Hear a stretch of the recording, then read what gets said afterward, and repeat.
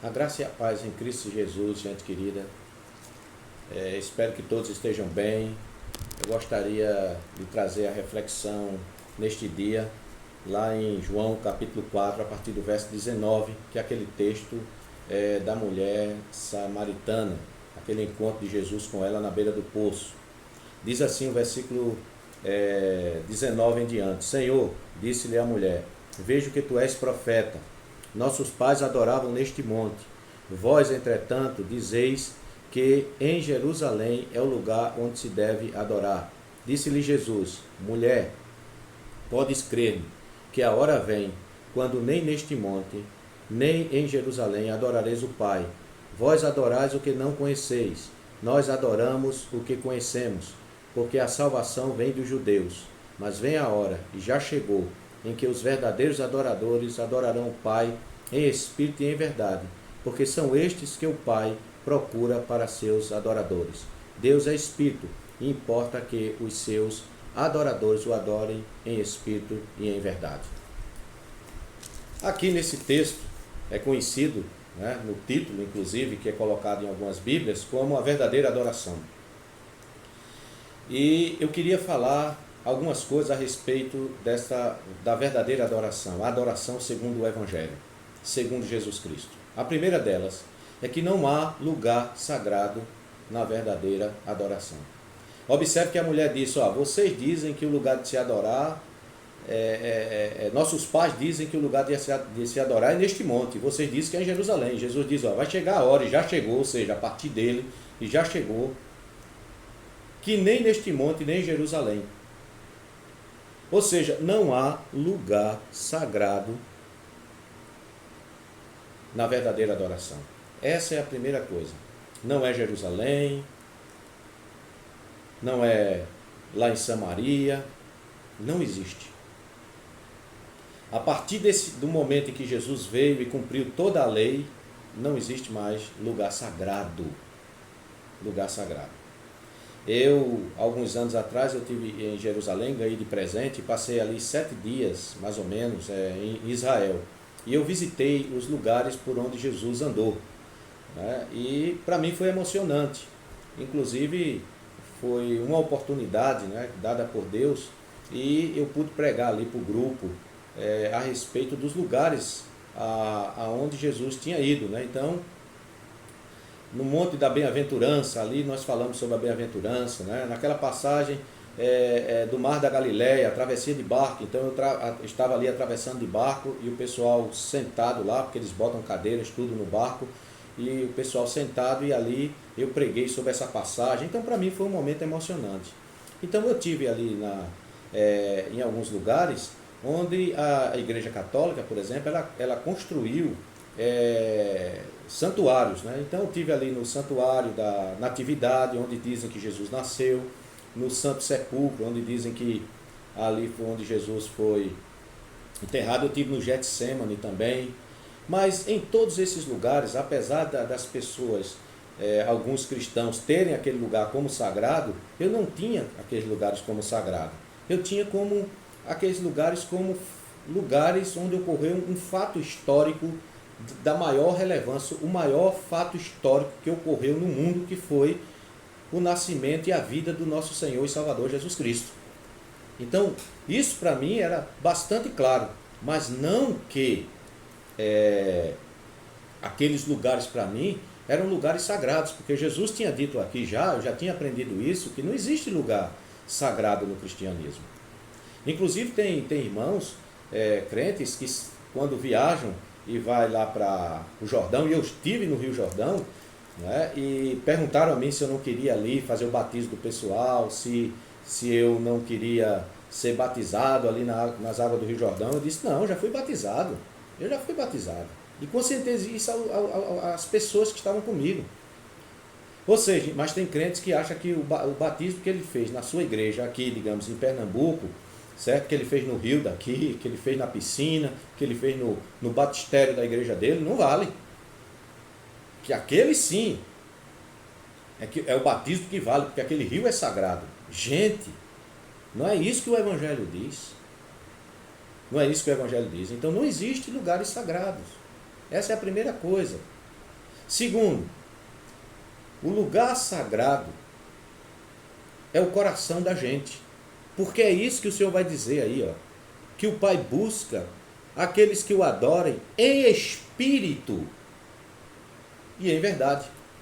Então a segunda coisa é que a verdadeira adoração acontece aqui, ó, no coração. É aqui que o Espírito habita. Paulo diz isso em 1 Coríntios capítulo 3, versículo 16. 1 Coríntios capítulo 6, verso 19. 2 Coríntios capítulo 6, verso 16. Paulo diz lá que nós somos santuários do Espírito de Deus. Que o nosso corpo é santuário do Espírito de Deus. Que o Espírito de Deus habita em nós. É aqui que acontece a verdadeira adoração. Se há um lugar sagrado, é o coração da gente. E essa adoração é uma adoração movida pelo Espírito Santo, na força do Espírito. Eu gosto de uma tradução inglesa, que quando chega aí no verso 23, ele diz, adorarão o Pai pela força, pelo poder. Ele diz assim, pelo poder do Espírito Santo. Porque é o Espírito Santo que habita em nós. Habitando em nós. Então, aonde eu estiver, eu posso estar em adoração ao Senhor. Não existe lugar sagrado. O lugar que a gente se reúne ali, aquele prédio que a gente se reúne, aquilo não é um lugar sagrado. Aquilo não é um lugar sagrado. Tem muita gente que trata assim, que trata aquele edifício concreto, que chamam templo, onde a gente se reúne, como lugar sagrado. Tanto é que em algumas igrejas, o membrozinho, certo, não pode subir ali no púlpito, não pode subir ali na plataforma, não, que ali só pode subir ali os pastores, ou seja, os mais santos. Eu não vejo isso no Novo Testamento, não.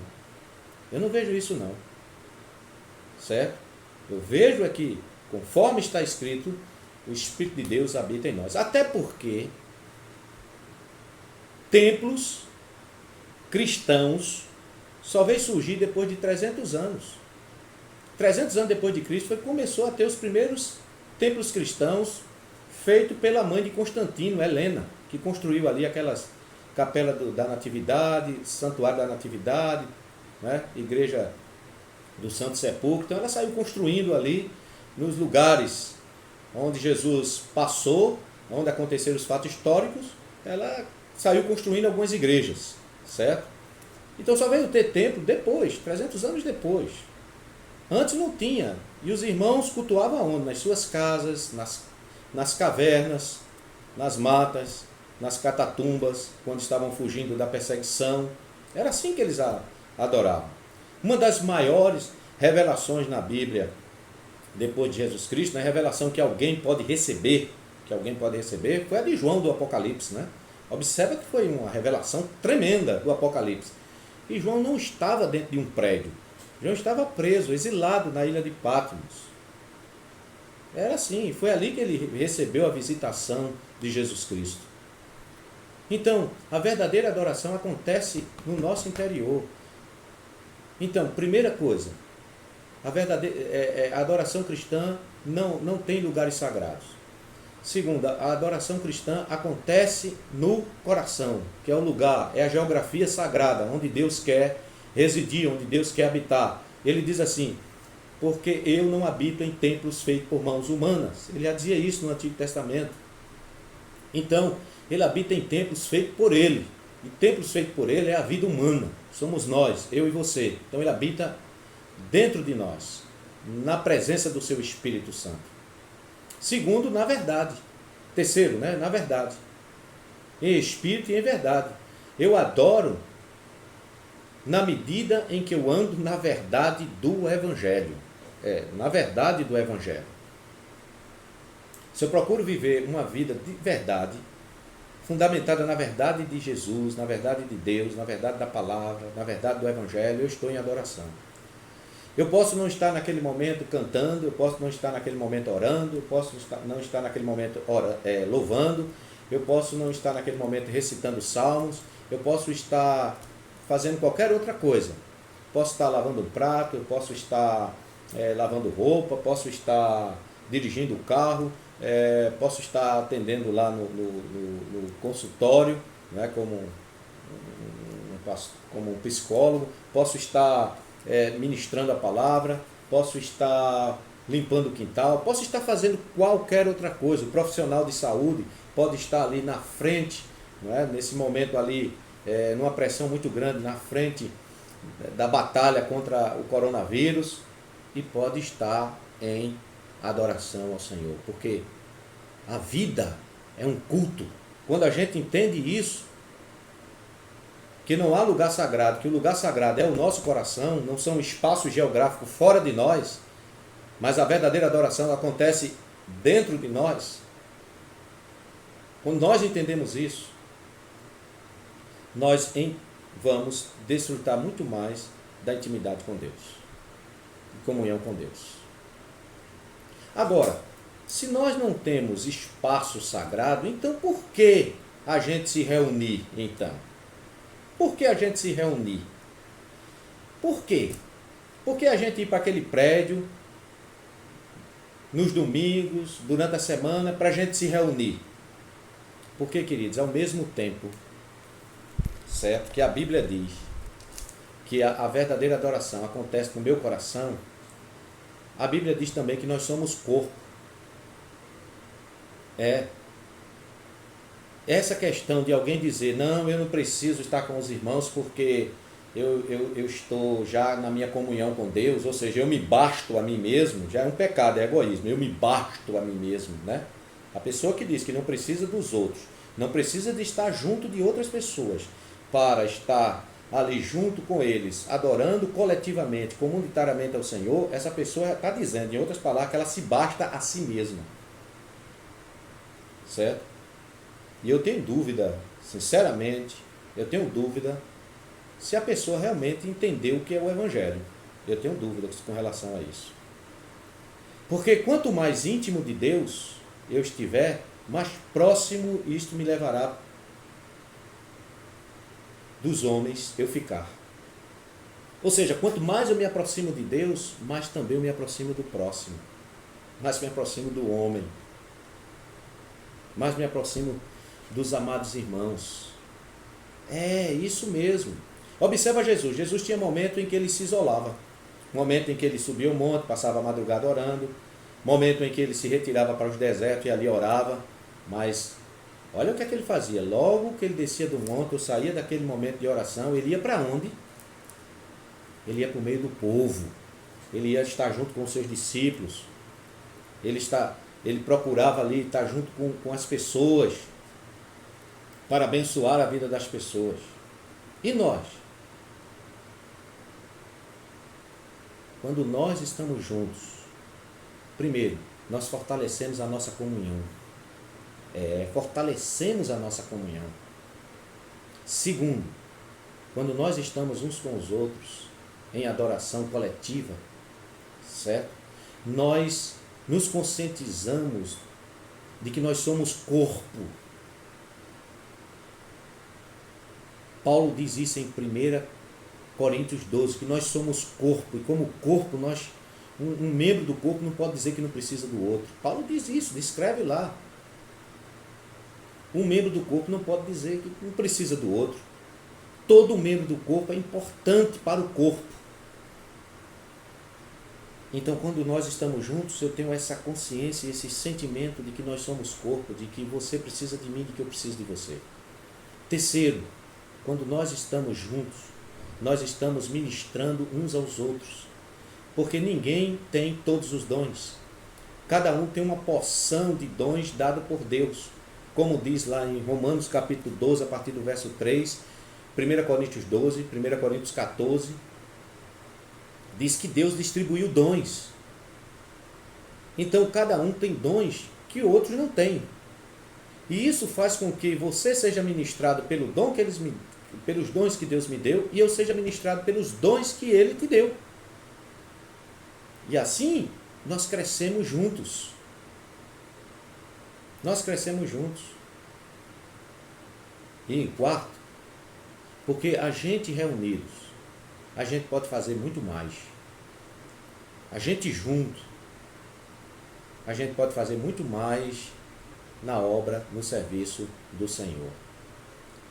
Por isso que o autor da carta aos Hebreus diz lá no capítulo 10, verso 25, se não me falha a memória, diz assim, que a gente não deixem de se congregar como é costume de alguns. Ou seja, naquela época já tinha gente se afastando do convívio dos irmãos, se isolando.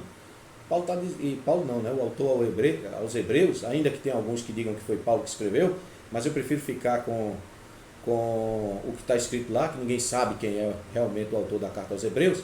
O autor da carta aos Hebreus diz lá que a gente não deve se afastar, deixar-se de congregar.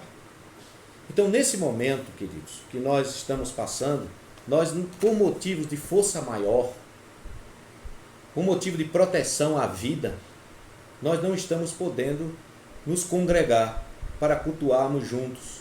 Né? Nós não estamos podendo fazer isso. Então, que a gente aproveite e cresça na adoração individual também. Que a gente cresça nesse momento. Que a gente expanda a nossa adoração. Que a gente tome a consciência de que se nós estamos andando na verdade, nós já estamos em adoração.